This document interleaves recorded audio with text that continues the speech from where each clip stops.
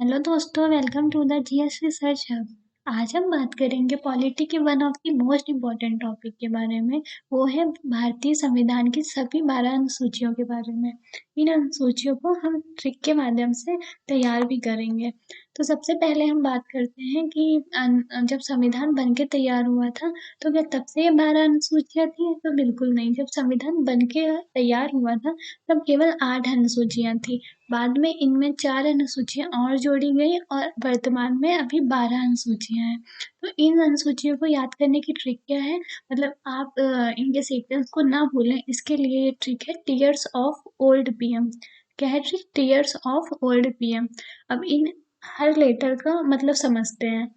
Tears का tears of old PM के letter में सबसे पहले हम देखेंगे टी को। टी से क्या हो जाएगी? टेरिटरी।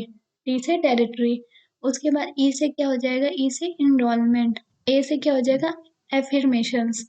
और आर से क्या हो जाएगा? राज्यसभा। एस से शेड्यूल्ड एरियाज।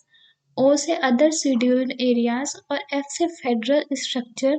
ओ से ऑफिशियल लैंग्वेज और एल से लैंड रिफॉर्म्स और डी से डिफेक्शंस और पी से पंचायत और एम से म्यूनिसिपैलिटीज। इनके हिंदी में मतलब समझेंगे तो राज्य एवं संघ शासित क्षेत्र, वेतन भत्ते और पेंशन, शपथ और राज्यसभा और अनुसूची जनजाति, जनजाति क्षेत्र, संघीय सूचियां, राजभाषा, भूमि सुधार और दल बदल और पंचायत और आखिरी अनुसूची है नगर पालिका। अब हर अनुसूची को हम डिटेल में समझते हैं। पहली अनुसूची की बात करें तो इसमें जो 28 राज्य और जो 8 केंद्र शासित प्रदेश हैं उनकी चर्चा की गई है। मतलब उनके बारे में लिखा हुआ है, उनके बारे में कि राज्य में मतलब भारत में कितने राज्य हैं और कितने केंद्र शासित प्रदेश हैं। अगर उसमें कोई भी चेंजेस करेंगे हम लोग तो सबसे पहले हमें क्या करना पड़ेगा? इस अनुसूची में भी चेंजेस करना पड़ेगा। और इसमें जो संविधान संशोधन हुआ था तो ये सबसे इम्पोर्टेंट संविधान संशोधन इससे रिलेटेड है। वो हुआ था 69वां संविधान संशोधन, जिसमें दिल्ली को जो है राष्ट्रीय राजधानी का दर्जा दिया गया था। उसके बाद हम बात करेंगे दूसरी अनुसूची की। तो दूसरी अनुसूची में क्या दिया गया है? जो राष्ट्रपति, राज्यपाल, लोकसभा के अध्यक्ष और उपाध्यक्ष, राज्यसभा के सभापति आदि की जो प्राप्त होने वाले जो वेतन है और भत्ते और पेंशन, इनका उनके बारे में उल्लेख जो है दूसरी अनुसूची में किया गया है। अब तीसरी अनुसूची की बात करें तो तीसरी अनुसूची में इसमें विभिन्न पद अधिकारी, राष्ट्रपति, उपराष्ट्रपति, मंत्री, उच्चतम एवं उच्च न्यायालय के न्यायाधीशों द्वारा पद ग्रहण के समय ली जाने वाली जो शपथ है मतलब ओथ के बारे में चर्चा किया गया है तीसरी अनुसूची में। अब चौथी अनुसूची की बात करें तो इसमें विभिन्न राज्यों तथा संघीय क्षेत्रों की राज्य सभा में प्रतिनिधित्व का विवरण दिया गया है। मतलब कि जो राज्यसभा की सीटें हैं उनका उल्लेख जो है चौथी अनुसूची में किया गया है। अब हम बात करते हैं पांचवी अनुसूची की। तो पांचवी अनुसूची में अनुसूचित क्षेत्रों और अनुसूचित जनजाति के प्रशासन और नियंत्रण के बारे में उल्लेख है। मतलब जो अनुसूचित क्षेत्र है मतलब जहाँ पे जनजाति क्षेत्र लगता है वहाँ पे मतलब कैसा शासन रहेगा, कैसा नियंत्रण रहेगा, उसके बारे में जितना भी उल्लेख है वो पांचवी अनुसूची से रिलेटेड है। उसी में सारा चीज मेंशन किया गया है। अब बात करते हैं छठवीं अनुसूची की।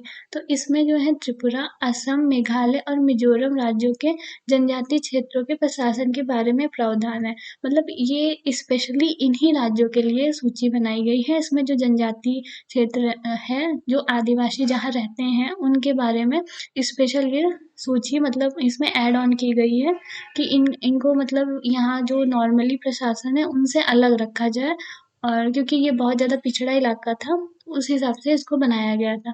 और इसमें ये पूछ लिया जाता है कि कौन-कौन से राज्य इसमें आते हैं। तो त्रिपुरा, असम, मेघालय और मिजोरम इनको ज़रूर याद रखिएगा। देन हम बात करते हैं 7वीं अनुसूची की। तो 7वीं अनुसूची में इस अनुसूची में जो राज्य और केंद्र के बीच में जो शक्तियों का बँटवारा है, उसके बारे में बताया गया है। तो इसमें कितनी अनुसूची है? इसमें 3 अनुसूचियाँ दी गई हैं। पहली कौन-सी है? संघ सूची, दूसरी राज्य सूची और तीसरी क्या है? समवर्ती सूची। अब संघ सूची में बात करें तो 100 विषय हैं और राज्य सूची की बात करें तो 61 विषय हैं और समवर्ती सूची की बात करें तो 52 विषय हैं। अब ये सूचियाँ मतलब क्यों बनाई गई हैं, तो उसको समझते हैं। ये जो सूचियाँ हैं, इनमें जो सब्जेक्ट डाले गए हैं, मतलब जो विषय डाले गए हैं, जो संघ सूची का विषय है, उसमें केवल संघ ही कानून बना सकता है। जैसे विदेशी मामले हो गए, तो उसमें केवल संघ ही कानून बना सकता है, उसमें राज्य का कोई भी कानून मान्य नहीं होगा। और जो ये 61 विषय हैं, इसमें राज्य के विषय, जैसे एग्जाम्पल के तौर पे हम समझे, जैसे पुलिस हो गया, तो उसमें केवल जो राज्य है वही अपने लिए कानून बना सकती है, उसमें केंद्र के बनाए गए कानून मान्य नहीं होंगे। और समवर्ती सूची में इसमें क्या है, 52 विषय हैं, इसमें राज्य और केंद्र दोनों कानून बना सकते हैं, लेकिन अगर कोई ऐसा विषय है जिसमें दोनों ने कानून बना दिया, तो जो केंद्र द्वारा बनाए गए कानून है वही मान्य होगा। जो राज्य ने कानून बनाया है वो मान्य नहीं होगा उस विषय में, अगर दोनों साथ में बना देते हैं। नेक्स्ट हम बात करते हैं 8वीं अनुसूची की। तो 8वीं अनुसूची में क्या है, ये भाषा से रिलेटेड है, जो राजभाषा का की बात कही गई कि हिंदी हमारी राजभाषा है, ना कि राष्ट्रभाषा, वो 8वीं अनुसूची में ही दिया गया है। इसमें कितनी है, अभी वर्तमान में 22 भाषा है, लेकिन जब संविधान बन के तैयार हुआ था तो 14 ही भाषाएं थी। उसके बाद इसमें संशोधन हुए हैं और भाषाएं जोड़ी गई हैं। तो सबसे पहले जो इसमें संशोधन हुआ था, तो वो हुआ था 1967 में। इसमें सिंधी भाषा को जोड़ा गया था। उसके बाद आता है 1992, इसमें कोंकणी, मणिपुरी और नेपाली को जोड़ा गया था। फिर लास्ट जो संशोधन हुआ वो 2004 में हुआ था। इसमें मैथिली, संथाली, डोगरी और बोडो को शामिल किया गया था। अब इन सभी भाषाओं को शामिल करने के बाद इसमें कितनी भाषाएं हो जाती हैं, 22 भाषाएं हो जाती हैं। बात करते हैं 9वीं अनुसूची की। 9वीं अनुसूची में यह अनुसूची प्रथम संविधान संशोधन अधिनियम 1951 ईस्वी के द्वारा जोड़ी गई थी। मतलब क्या था, जितनी भी अभी हम लोगों ने अनुसूची 8 तक पढ़ी, ये पहले से संविधान में थी। लेकिन जो ये 9वीं अनुसूची है, 9वीं, 10वीं, 11वीं और 12वीं, ये नई अनुसूचियां, इसको बाद में संविधान बनने के बाद में जोड़ा गया। तो ये जो 9वीं अनुसूची है, ये जो पहला संविधान हुआ था, मतलब जब संविधान बन के तैयार हुआ, तो उसमें जो पहला संविधान संशोधन हुआ था, उसमें जो है इस 9वीं अनुसूची को जोड़ा गया था। और ये संशोधन कब हुआ था, 1991 में, सॉरी 51 में। ये संविधान संशोधन कब हुआ था, 1951 में हुआ था। और इसके अंतर्गत राज्य द्वारा संपत्ति के अधिग्रहण की विधियों का उल्लेख किया गया है।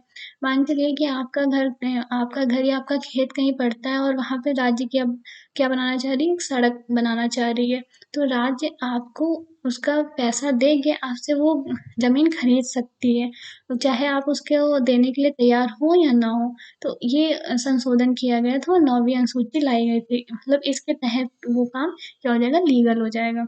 नेक्स्ट हम बात करते हैं 10वीं अनुसूची की। तो 10वीं अनुसूची की बात करें, तो यह संविधान के 52वें संशोधन 1985 के द्वारा जोड़ी गई थी। इसमें क्या है, दल बदल से संबंधित प्रावधान है। मतलब कोई राजनीति में कोई नेता होता है, वो अपनी जगह से लड़ता है, और मान लीजिए वो बीजेपी की पार्टी का है, बट वो जीतने के बाद वो अपनी पार्टी चेंज करके दूसरी आम आदमी पार्टी में जाना चाहता है। तो क्या होगा, उसके ऊपर इस अनुसूची के तहत जो है दल बदल का आरोप लग जाएगा, और उसको जो है अपने पद से इस्तीफा भी देना पड़ सकता है। तो ये उसी से रिलेटेड ये संविधान संशोधन किया गया था और इस अनुसूची को जोड़ा गया था। फिर 11वीं अनुसूची की बात करें, तो 11वीं अनुसूची और 12वीं अनुसूची साथ एक ही साल, मतलब 1993 में ही जोड़ी गई थी। और इसको जो 11वीं अनुसूची है, इसको 93 संविधान संशोधन के द्वारा जोड़ा गया था, और ये पंचायती राज व्यवस्था से संबंधित है। और इसमें कितने विषय दिए थे, 32 विषय, मतलब 32 विषय में जो है पंचायत जो है कानून बना सकती है। अब बात करते हैं 12वीं अनुसूची की। तो 12वीं अनुसूची जो है 74वें संविधान संशोधन 1993 के द्वारा जोड़ी गई थी। इसमें शहरी क्षेत्र के स्थानीय स्वशासन संस्थाएं, मतलब नगर पालिका को 18 विषय प्रदान किए गए थे। इसमें क्या हुआ था, पहला 73वां हुआ था 1993 में, उसमें क्या हुआ था, ग्राम पंचायत को, मतलब पंचायत को जोड़ा गया था। और उसके बाद क्या होता है, 12वीं अनुसूची में 74वां संविधान संशोधन उसी साल 1993 में होता है, और इसमें नगर पालिका में नगर पालिका का स्थापना की जाती है और उसको 18 विषय दिए जाते हैं कि वो आप जो है इन 18 विषय में कानून बना सकते हैं। तो आई होप आपको ये अनुसूचियाँ समझ में आई होंगी। मिलते हैं ऐसे इंटरेस्टिंग सेशन के साथ नेक्स्ट वीडियो में। Thank you.